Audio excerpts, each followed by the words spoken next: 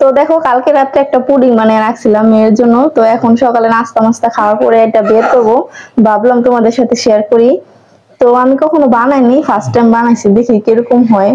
তো অনেকে দেখি বানায়, তো দেখি যদি ভালো হয় নেক্সট টাইম পুরো রেসিপিটা তোমাদের সাথে শেয়ার করবো। তো চলো বের করি, একটা প্লেটে ঢেলে নেই। আর আমার মেয়ে তো এখানে দেখো চাক্কু মাক্কু নিয়ে রেডি হয়ে আছে।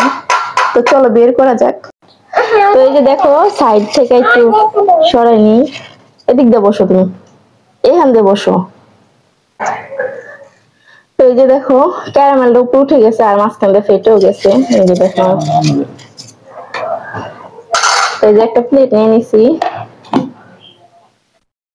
ওয়াও জোস হয়েছে তো না, দারুণ হয়েছে দারুণ।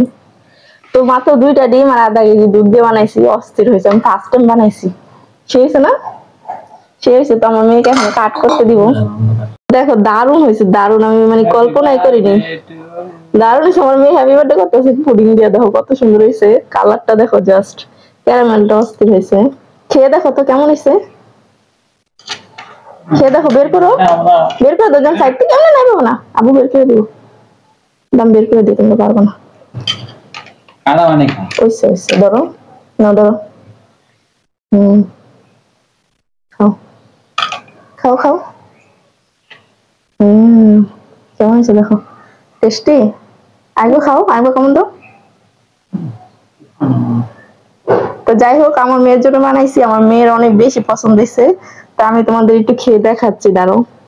তো দেখো আমি একটু খাবো, এই জন্য নিয়ে নিচ্ছি ফ্রিজে, দেখি তোমাদের খেয়ে বলছি কেমন। আমার এত মিষ্টি জিনিস পছন্দ না, তারপর এইভাবে খায় না তো বাবা। এই যে দেখো,